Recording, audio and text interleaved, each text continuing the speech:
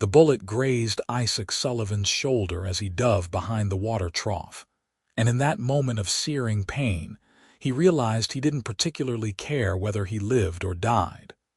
That thought should have frightened him, but it didn't, and that was perhaps the most frightening thing of all. It was August 1882 in Redding, California, and the heat rose from the dusty street in shimmering waves that made everything seem like a fever dream. Isaac pressed his hand against the wound, feeling the warm blood seep between his fingers as the two outlaws continued firing at the general store behind him. He'd been riding through town, minding his own business, when he'd heard the woman scream inside the shop. Now he was pinned down, bleeding and wondering why he'd bothered to intervene at all. The shooting stopped abruptly. Isaac heard boots scraping against wood, then the thunder of hooves as the outlaws fled with whatever they'd stolen. He stood slowly, his legs unsteady, and stumbled toward the store. Inside, he found the shopkeeper on the floor, clutching his chest and gasping. A woman knelt beside him, her hands already working to stanch the bleeding from the man's side. She didn't look up when Isaac entered. Her dark hair had fallen loose from its pins, cascading over her shoulders as she tore strips from her petticoat with swift, efficient movements. Her hands moved with a certainty that spoke of experience, pressing the fabric against the wound with just the right amount of pressure. "There's another bandage in the cabinet behind the counter," she said quietly. Her voice was steady, calm, devoid of the hysteria Isaac had learned to expect from women in crisis. He found himself moving before he'd consciously decided to help, retrieving the supplies and kneeling beside her. She still didn't look at him, but she held out her hand and he placed the bandage in it. They worked in silence for several minutes, their movements synchronized in a way that Isaac couldn't quite explain. When she needed something, he somehow knew what it was before she asked. When he shifted to give her better access to the wound, she adjusted her position accordingly without a word passing between them. The shopkeeper's breathing eventually stabilized. The woman sat back on her heels, finally raising her eyes to meet Isaac's. They were the color of honey in sunlight, flecked with green, and when she looked at him, he had the unsettling sensation that she could see straight through to the hollowness inside his chest. "You're hurt," she said, nodding toward his shoulder. "It's nothing." She reached out and gently pulled his hand away from the wound, examining it with those same capable fingers. Her touch was light but firm, and Isaac found himself holding his breath. "It needs cleaning," she said. "The bullet went through. You were lucky." "Was I?" The words came out more bitter than he'd intended. She looked at him again, and this time her gaze held something that made his throat tighten. Understanding. Not pity, not curiosity, but a deep, fundamental understanding of the weariness that had seeped into his bones over the past year. "Come with me," she said. "I have a room above the boarding house down the street." Isaac should have refused. He should have thanked her politely, mounted his horse, and ridden out of Redding without looking back. That's what he'd done in every other town for the past 11 months. Ever since the fever had taken his parents and younger sister within a week of each other. He'd been drifting, working odd jobs, sleeping in barns and cheap hotels, never staying anywhere long enough to form connections or feel anything beyond a dull, persistent ache. Instead, he followed her. The boarding house was a whitewashed 2-story building with a wide porch and flower boxes in the windows. She led him up the external stairs to a small room that overlooked Main Street. It was simply furnished but immaculately clean, with lace curtains and a colorful quilt on the narrow bed. "Sit," she said, gesturing to the chair by the window. Isaac obeyed. She brought a basin of water and clean cloths, setting them on the small table beside him. As she unbuttoned his shirt, her fingers brushing against his skin, he realized he didn't even know her name. "I'm Isaac Sullivan," he said, Prudence Gray. She eased the shirt off his shoulder, her touch gentle despite the efficiency of her movements. "People call me Prue. You're good at this, taking care of wounds. My father was a doctor. He taught me before he died." She dipped the cloth in the water and began cleaning the injury. The sting made Isaac inhale sharply, but he didn't pull away. "He passed 2 years ago, yellow fever. I'm sorry, so am I." She wrung out the cloth, the water turning pink. "But being sorry doesn't change anything, does it?" It wasn't a question that required an answer. Isaac watched her face as she worked, noting the fine lines at the corners of her eyes, the set of her jaw that suggested strength hard won. She couldn't have been more than 24 or 25, close to his own 27 years, but she carried herself with a gravity that spoke of losses that had aged her beyond her years.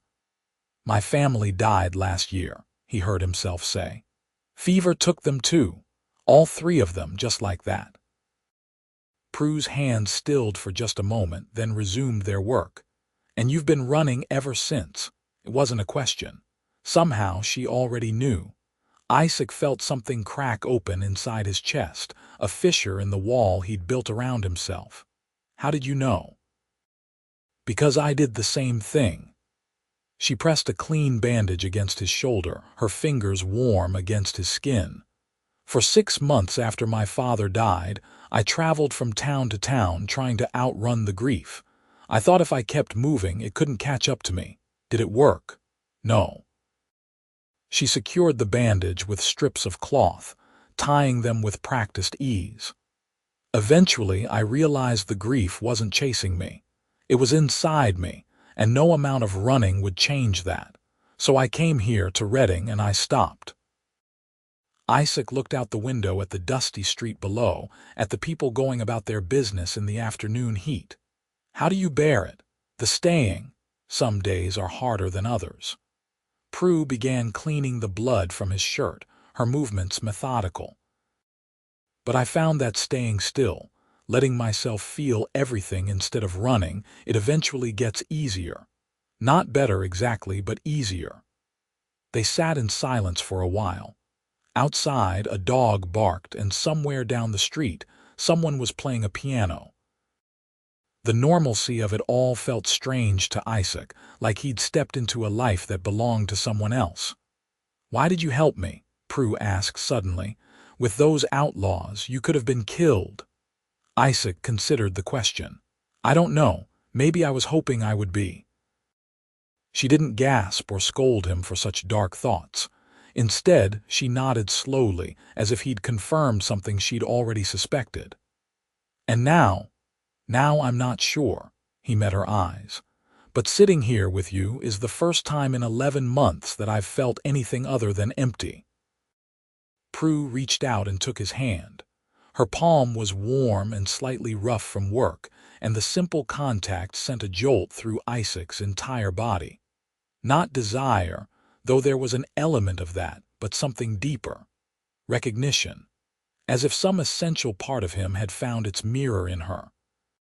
"Stay," she said.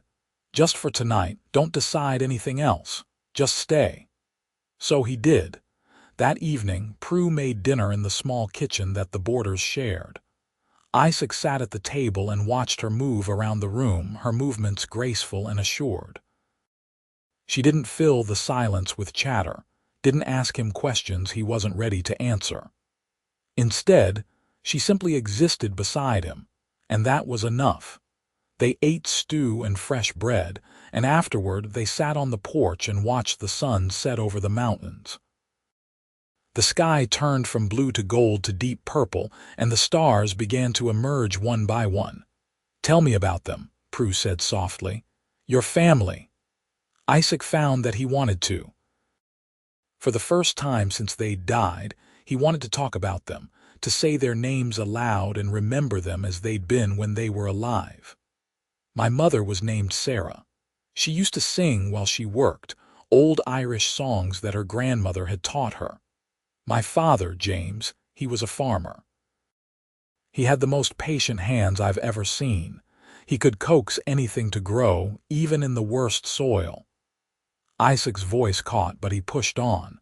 And my sister, Emma, she was only 16. She wanted to be a teacher. She used to practice her lessons on me, making me sit still while she explained mathematics and grammar as if I were one of her future students. Prue listened without interrupting, her hand finding his in the darkness. When he finished, she spoke of her own father, a kind man who had dedicated his life to healing others, who had taught her everything he knew about medicine and the human body. He used to say that the body wants to heal itself, Prue said. Our job is just to give it the right conditions and get out of the way. I think the heart is the same. It wants to heal, but we have to let it. Isaac squeezed her hand. I don't know if I remember how. Neither did I, but maybe we can figure it out together. They sat there until the night grew cold and the stars wheeled overhead in their ancient patterns. When Prue finally stood to go inside, Isaac found himself reluctant to let her hand go. I don't have anywhere else to stay, he admitted. There's a room available here at the boarding house, Prue said. Mrs. Henderson, the owner, she's kind. She'll give you a fair rate if you're looking for work. I should probably move on tomorrow. Prue looked at him for a long moment, and in her eyes he saw his own fear reflected back at him. The fear of hoping, of reaching out, of risking his heart again when it was still so raw and broken. You could, she said, or you could stay and see what happens. Isaac didn't answer, but the next morning he went to see Mrs. Henderson about the room. The weeks that followed developed a rhythm that Isaac found both comforting and terrifying. He took a job at the lumber mill on the edge of town, hard physical work that left him exhausted but satisfied. In the evenings, he would clean up and find his way to Prue's room, or she would come to his, and they would talk for hours. They spoke of everything and nothing. Prue told him about her childhood in Boston, about the scandal that had followed when her mother had run off with a traveling salesman, leaving Prue and her father to fend for themselves. Isaac told her about growing up on the farm, about the simple pleasures of watching things grow, about the dreams he'd had before the fever had stolen his future. But more often, they didn't need words at all. Isaac would arrive to find Prue struggling with a stuck window, and he would fix it without her asking. She would notice him favoring his shoulder and appear with a warm compress and gentle hands. They moved around each other like dancers who had practiced together for years, each anticipating the other's needs before they were spoken. One evening in September, Isaac arrived at Prue's room to find her crying. Not the loud, dramatic tears he'd seen other women shed, but quiet ones that slipped down her cheeks as she stared at a letter in her hands. He didn't ask what was wrong. He simply crossed the room and pulled her into his arms. She came willingly, burying her face against his chest as her shoulders shook. He held her and stroked her hair and let her cry until there were no tears left. "It's the anniversary," she finally whispered. 2 years today since my father died." Isaac tightened his arms around her. "I know." Of course he knew. He'd been counting the days to his own anniversary, dreading October with a fear that kept him awake at night. "Some days I think I'm healing," Prue said, her voice muffled against his shirt. "And then something happens and it all comes back and I'm drowning again." "I know," Isaac said again, because he did. He knew exactly what she meant, the way grief could lie dormant for days or weeks and then ambush you when you least expected it. They stood like that for a long time, wrapped in each other's arms. Eventually, Prue pulled back and looked up at him, her eyes red but clear. "Thank you," she said. "For not telling me it will be all right, for not trying to fix it." "I can't fix it," Isaac said, "but I can be here while you feel it." Something shifted in Prue's expression. She reached up and touched his face, her fingers tracing the line of his jaw with a tenderness that made Isaac's breath catch. "I'm falling in love with you," she said. "I didn't mean to. I didn't want to, but I am." Isaac's heart hammered in his chest. Every instinct screamed at him to pull away, to protect himself, to run before he could lose someone else he cared about. But looking into Prue's honey-colored eyes, seeing his own fear and hope reflected there, he found he couldn't move. "I'm terrified," he admitted. "So am I." "What if I lose you too? What if you don't?" Prue's hand slid to the back of his neck, her fingers threading through his hair. "What if we have 50 years together? What if we grow old and gray and sit on a porch somewhere, watching our grandchildren play? What if we get all of that, Isaac? Isn't it worth the risk?" He wanted to say no. He wanted to tell her that the pain of losing his family had nearly destroyed him, that he couldn't survive going through that again. But the words wouldn't come, because the truth was that he was already halfway in love with her, had been since that first day when she'd looked at him and seen straight through to his wounded soul. Instead of answering, he kissed her. It was gentle at first, tentative, like neither of them was quite sure they had the right. But then Prue made a soft sound in the back of her throat and pressed closer, and Isaac deepened the kiss, pouring all his fear and hope and desperate longing into it. When they finally broke apart, both breathless, Prue was smiling through her tears. "Stay with me tonight," she said. "Just hold me." Isaac did. They lay together on her narrow bed, fully clothed, wrapped in each other's arms. He listened to her breathing slow and deepen as she fell asleep, and for the first time in 11 months, he felt something other than emptiness. He felt peace. October came, bringing cooler weather and the anniversary Isaac had been dreading. The day his family had died dawned clear and bright, mockingly beautiful. Isaac woke before sunrise, his chest tight with anxiety. He dressed quietly and slipped out of the boarding house, walking aimlessly through the still dark streets of Reading. He found himself at the small cemetery on the edge of town. His family wasn't buried here, of course. They rested in the churchyard back in Nebraska, 2,000 miles away. But Isaac sat down among the headstones anyway, needing to feel close to them somehow. The sun rose, painting the sky in shades of pink and orange. Isaac thought about his mother's singing, his father's patient hands, his sister's enthusiasm for learning. The grief rose in him like a tide, threatening to pull him under. "I miss you," he said aloud.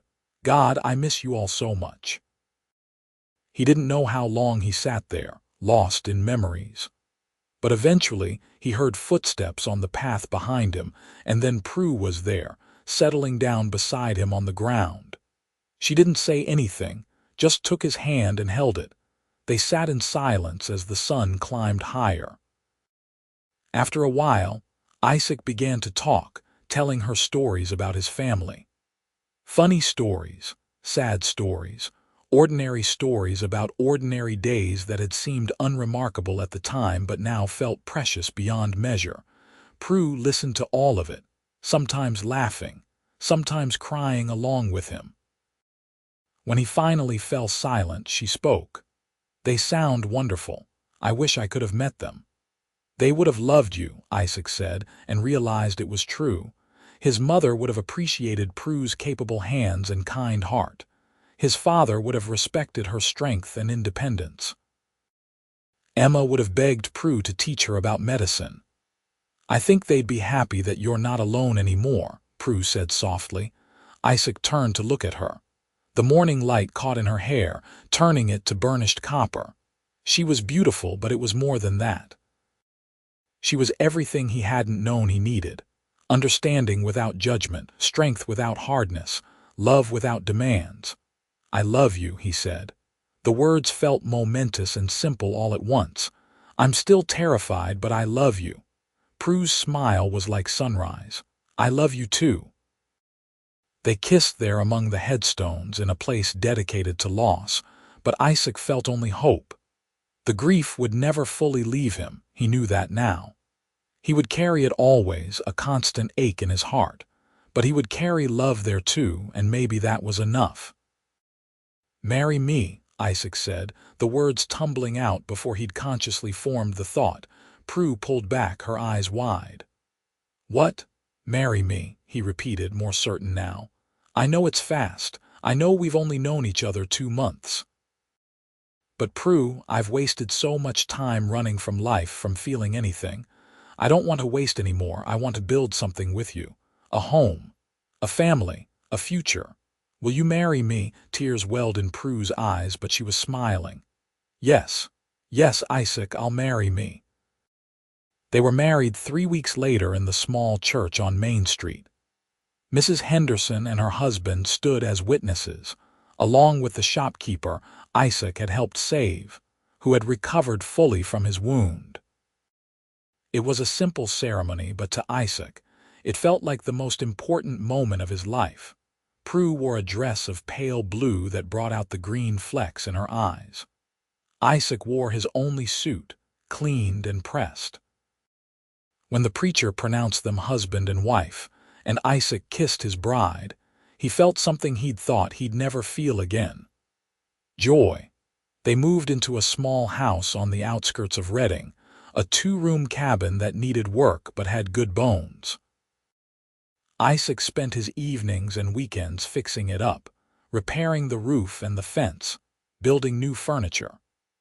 Prue planted a garden, coaxing vegetables and flowers from the stubborn California soil. They developed routines and rhythms, learning each other's habits and quirks. Isaac discovered that Prue liked to read in bed before sleeping, and that she couldn't stand the sound of whistling. Prue learned that Isaac was grumpy before his morning coffee, and that he had a gift for woodworking that he'd never had the chance to fully explore. But more than the practical details, they learned each other's hearts. Isaac knew when Prue was having a hard day before she said a word, could see it in the set of her shoulders or the way she moved around the kitchen. Prue could tell when the grief was weighing heavy on Isaac, would find him staring out the window at nothing and simply take his hand, her presence a silent comfort. Winter came, bringing cold nights and warm days. Isaac built a cradle in his workshop, his hands moving with patient precision, just as his father's had. When he presented it to Prue on Christmas morning, her eyes filled with tears. "Are you?" he asked, hardly daring to hope. She nodded, her hand moving to her still flat stomach. "I think so. I wasn't sure yet, but yes, I think I am." Isaac pulled her into his arms, his heart so full he thought it might burst. "A baby," he whispered. "We're going to have a baby. Are you happy?" Prue asked, a note of uncertainty in her voice. "Happy?" Isaac pulled back to look at her. "Prue, I'm terrified and thrilled and grateful beyond words. Yes, I'm happy. So incredibly happy." They held each other for a long time, both thinking about the future, about the small life growing inside Prue. It was a gift neither of them had expected, a promise of joy to come. The pregnancy was not easy. Prue was sick for the first few months, unable to keep much food down. Isaac would hold her hair back while she was ill, then help her back to bed and bring her crackers and weak tea. He hated seeing her suffer, but Prue bore it with characteristic strength. "It will pass," she would say, even on the worst days. "And it will be worth it." As spring arrived and Prue's belly began to swell, Isaac found himself thinking more and more about his family. He wished they could be here to meet their grandchild, to see the life he'd built with Prue.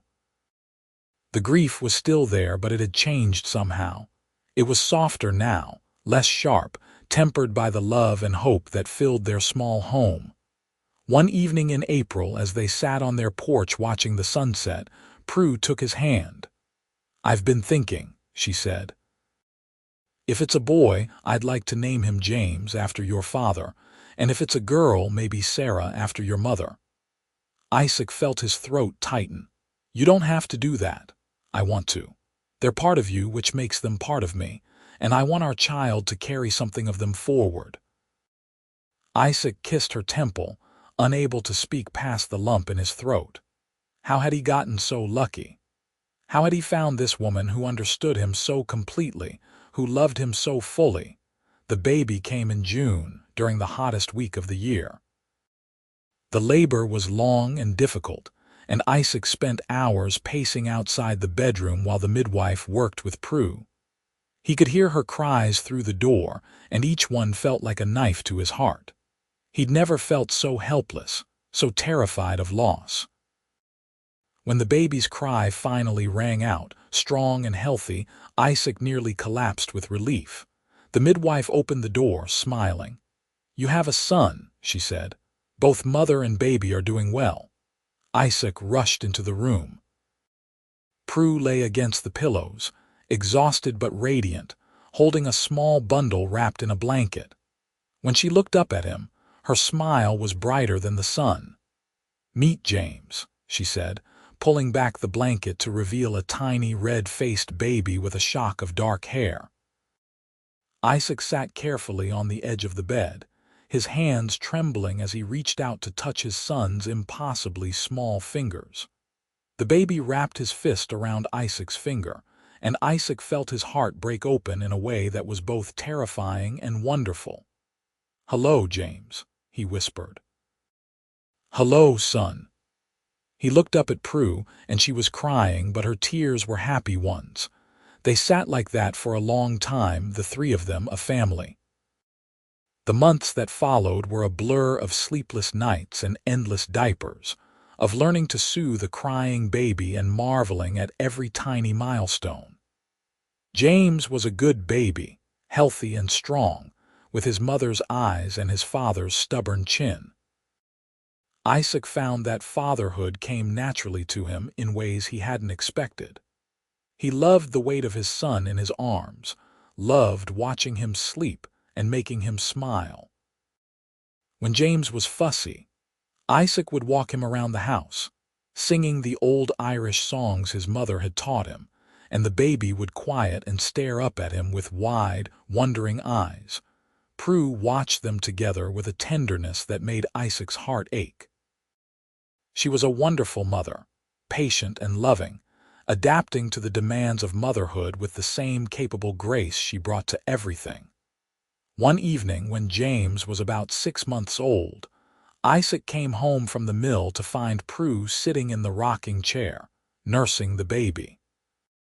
The late afternoon light streamed through the window, bathing them both in golden warmth. She looked up when he entered, and the love in her eyes took his breath away. "Hard day?" she asked. Isaac nodded, crossing the room to kiss first her, then the baby's downy head. "Better now." He settled into the chair beside her, and they sat in comfortable silence as James finished nursing and drifted off to sleep. Prue carefully transferred him to Isaac's arms, and he held his son, breathing in that unique baby smell of milk and soap and something indefinably sweet. "Do you ever think about them?" Prue asked softly. "Your family?" "Every day," Isaac admitted. "But it's different now. It still hurts, but it's not the consuming grief it once was. I can think about them and smile, remember the good times. And I can feel them here somehow in the love we have in James. Does that make sense? Perfect sense." Prue reached over and took his free hand. "They'd be so proud of you, Isaac, of the man you've become, the father you are. I hope you know that." Isaac squeezed her hand, his eyes burning. "I hope so." They sat there as the sun set, their hands linked, their son sleeping peacefully between them. Isaac thought about the man he'd been 2 years ago, empty and hollow and barely surviving. He thought about the moment he'd met Prue, how she'd looked at him and seen everything he'd been trying to hide, and how she'd understood without him having to say a word. She'd saved him, in a way. Not by fixing him or healing him, but by simply being there, by understanding his grief and carrying her own beside it, by showing him that it was possible to love again even when your heart was still scarred and tender. "Thank you," he said. Prue looked at him, a question in her eyes. "For understanding," Isaac clarified, "for seeing me even when I couldn't see myself, for loving me enough to wait while I found my way back. You did the same for me, Prue said. I'd given up too, you know. Given up on finding someone who could understand what I'd been through, who wouldn't try to rush me past my grief or tell me to just move on. And then you walked into that store, bleeding and broken, and I knew. I looked at you and I just knew. Knew what? That you were the one I'd been waiting for. That you understood everything without me having to say a word. They kissed over their sleeping son, gentle and sweet, a promise and a remembrance all at once. The years that followed were good ones. James grew from a baby into a curious toddler, then a bright, energetic boy. When he was 3, Prue gave birth to a daughter they named Sarah, and 2 years after that, another son they called Daniel. The house that had once been a simple 2-room cabin expanded as Isaac added rooms and built a second story. Prue's garden flourished, providing vegetables for their table and flowers for her windowsills. Isaac's skill with woodworking grew, and he eventually left the lumber mill to open his own furniture shop in town. Life wasn't always easy. There were lean years when money was tight, illnesses that frightened them, arguments over household decisions. But through it all, that fundamental understanding between Isaac and Prue remained. They could read each other's moods and needs without words, could offer comfort or space as required, could work together with a synchronicity that never ceased to amaze their friends and neighbors. On their 10th wedding anniversary, Isaac took Prue back to the cemetery where he'd proposed. It was a warm October morning and the leaves were just beginning to turn. They walked among the headstones, hand in hand, until Isaac stopped at a particular spot. "I came here the day we met," he said. "Well, not this exact spot, but here to this cemetery. It was the anniversary of my family's death and I was drowning in grief. And you found me, and you sat with me, and you let me feel everything I needed to feel." "I remember," Prue said softly. "I've been thinking about that day a lot lately," Isaac continued. "About how lost I was, how certain I was that I'd never feel anything again. And then you came into my life and everything changed." He turned to face her, taking both her hands in his. "I want you to know that loving you, building this life with you, it doesn't diminish what I had with my first family. It doesn't mean I've forgotten them or stopped missing them." "I know," Prue said. "Love doesn't work that way. It's not finite. Loving me and our children doesn't mean there's less love for them. The heart just expands to hold it all." Isaac pulled her close, resting his forehead against hers. "How do you always know exactly what I need to hear?" "Because I know you," Prue said simply. "Because I see you, all of you, the grief and the joy and everything in between. Just like you see me." They stood like that for a long moment, wrapped in each other's arms, surrounded by reminders of loss but filled with love and gratitude for what they'd found. When they returned home, their children rushed to greet them. James, now 11, was trying to teach his 6-year-old sister how to whittle. Daniel, at 4, was more interested in climbing everything in sight. The house was chaotic and loud and messy, and it was perfect. That night, after the children were in bed, Isaac and Prue sat on their porch as they had so many times before. The stars wheeled overhead, and somewhere in the distance, a coyote howled. "You ever regret it?" Isaac asked. "Staying here, marrying me, all of it?" Prue looked at him, genuinely surprised.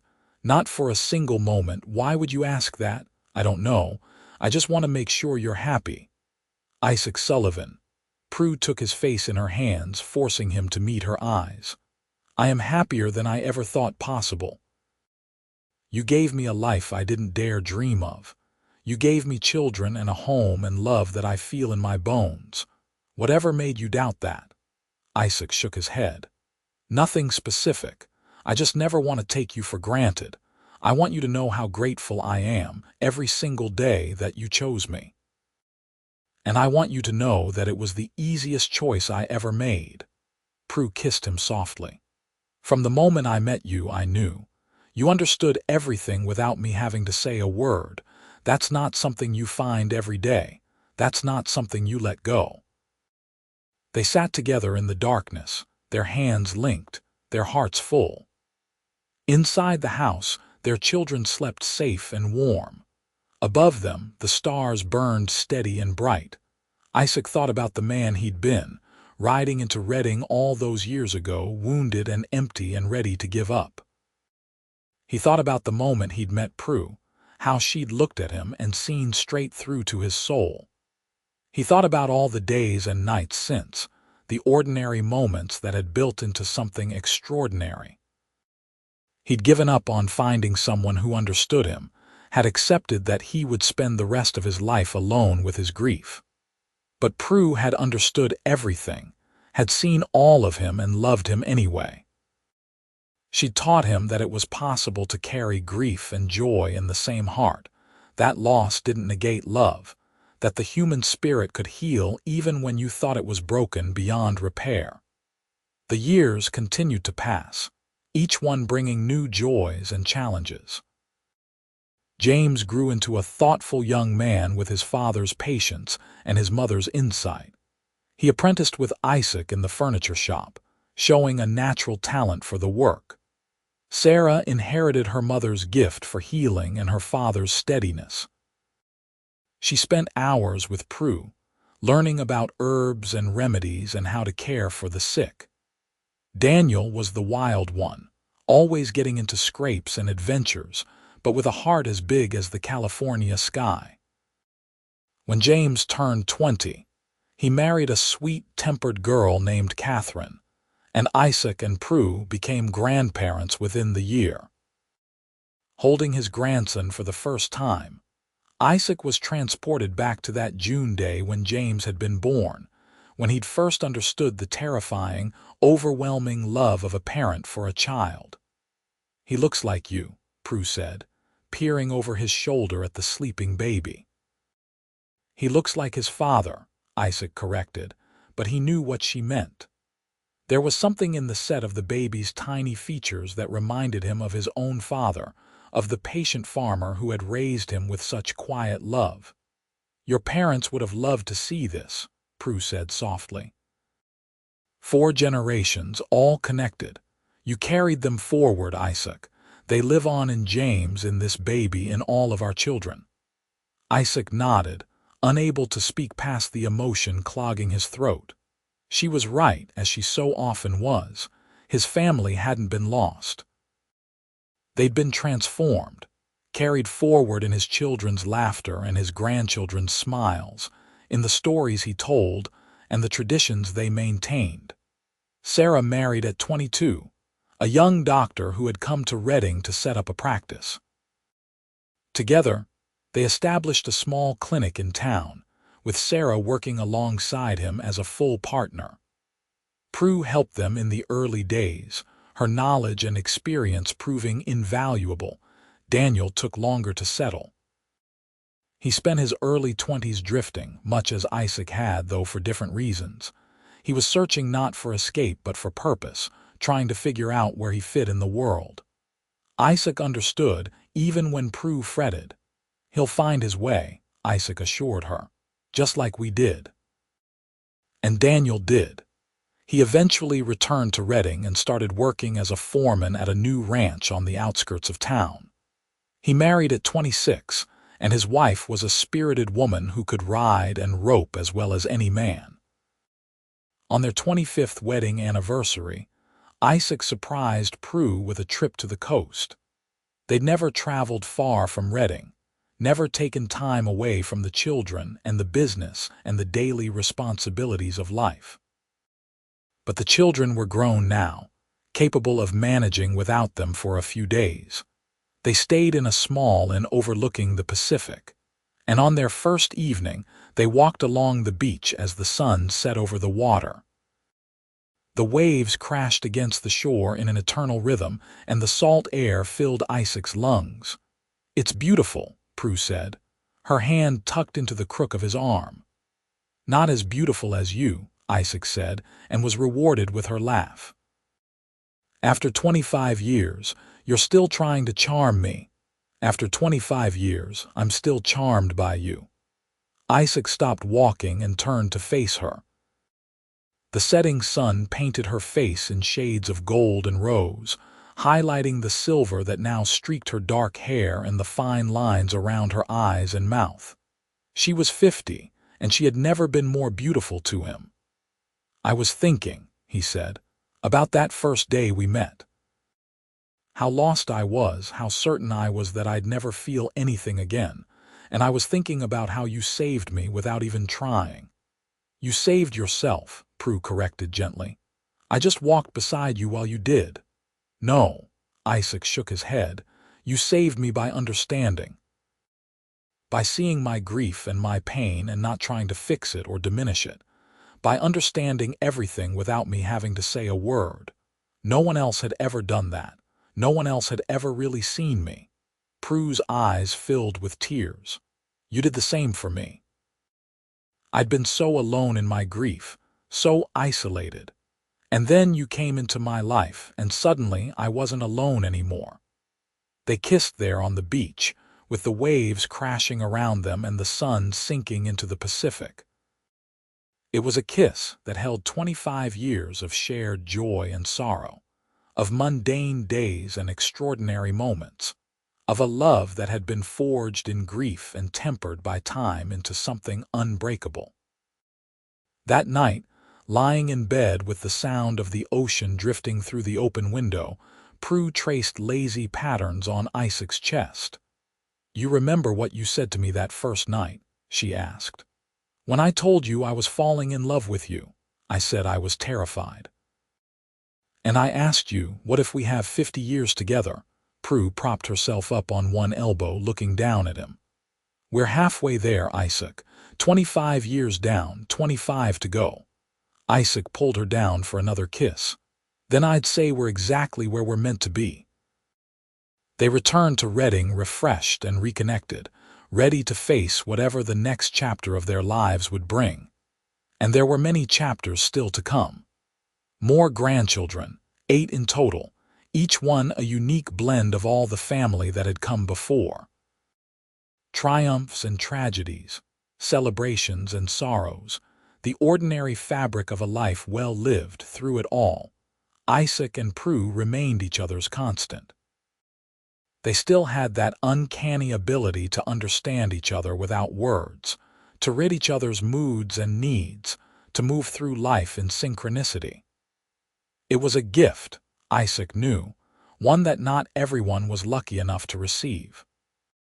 On his 70th birthday, Isaac sat on the porch of their house, surrounded by children and grandchildren.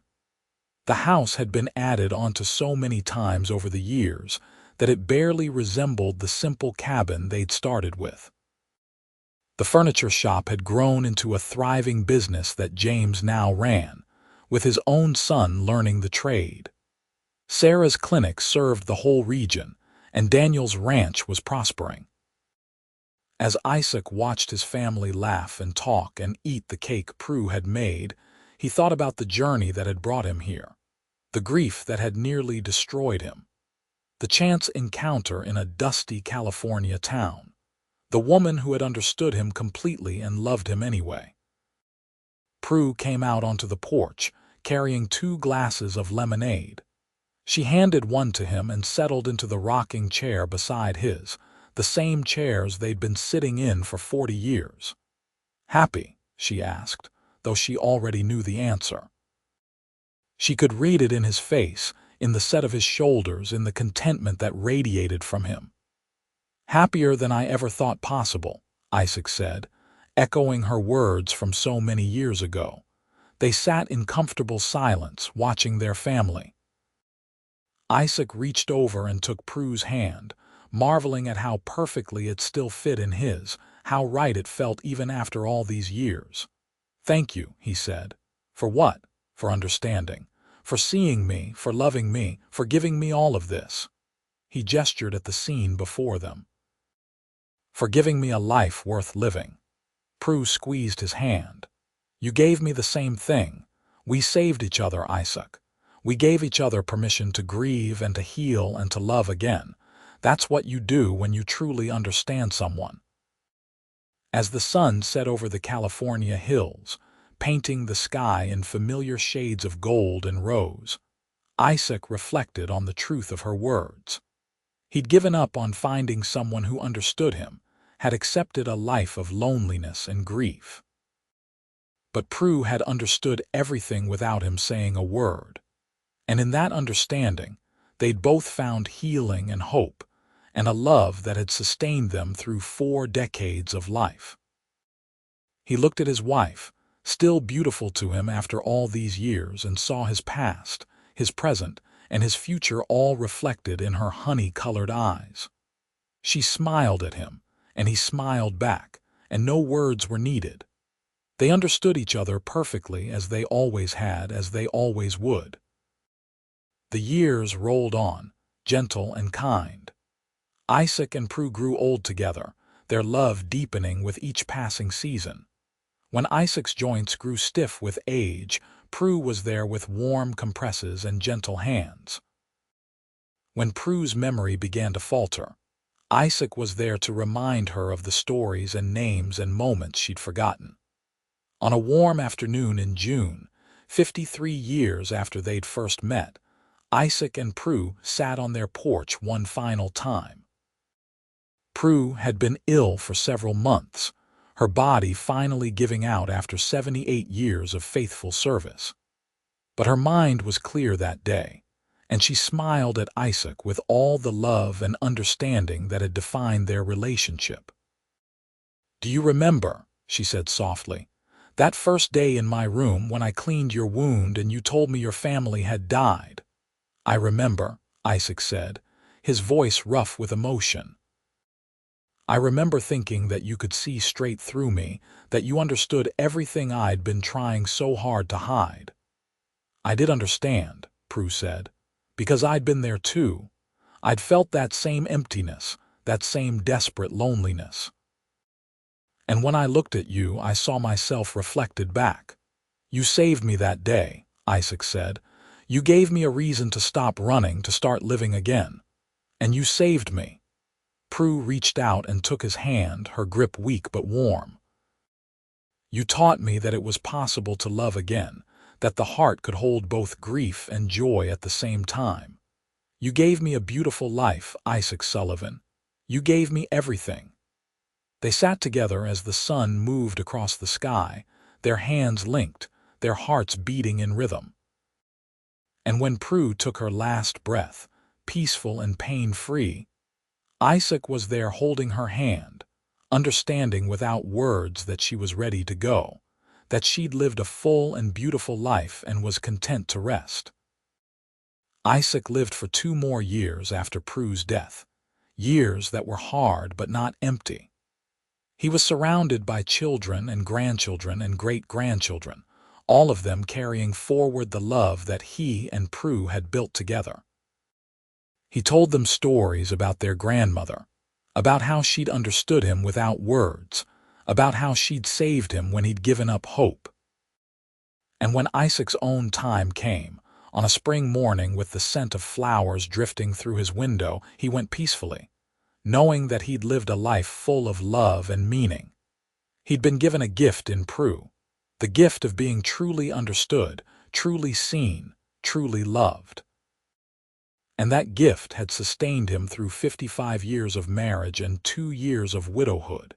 In the end, Isaac's life was a testament to the power of understanding, to the healing that comes when 2 broken souls find each other and decide to piece themselves back together, side by side.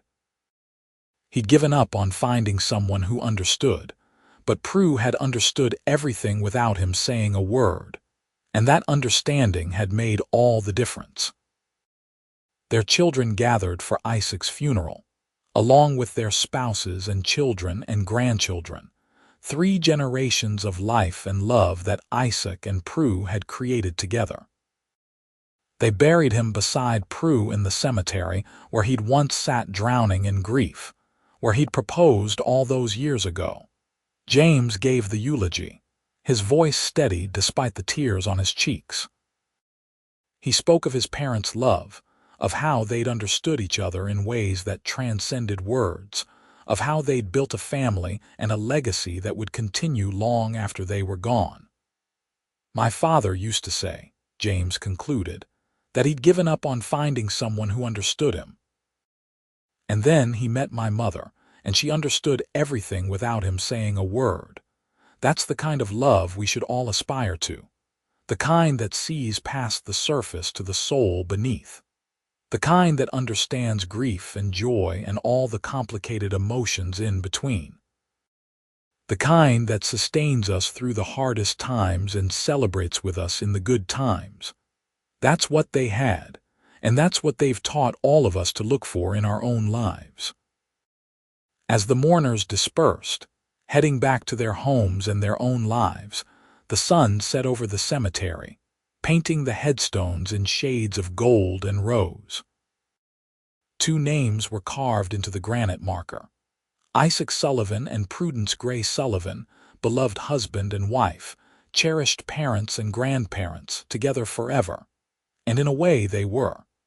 Their love lived on in the children they'd raised and the grandchildren who carried their names. It lived on in the furniture Isaac had crafted that still graced homes throughout Reading. It lived on in the herbs from Prue's garden that Sarah still used in her remedies. It lived on in the stories told and the traditions maintained, and the love that continued to ripple outward through the generations. Isaac had been right all those years ago when he'd thought he'd never feel anything again. He'd been drowning in grief, certain that his capacity for joy had died with his family. But then Prue had walked into his life, and she'd understood everything without him saying a word. She'd seen his pain and his potential, his past and his future. She'd loved him when he couldn't love himself, and in doing so, she'd taught him that it was possible to heal, to hope, to love again.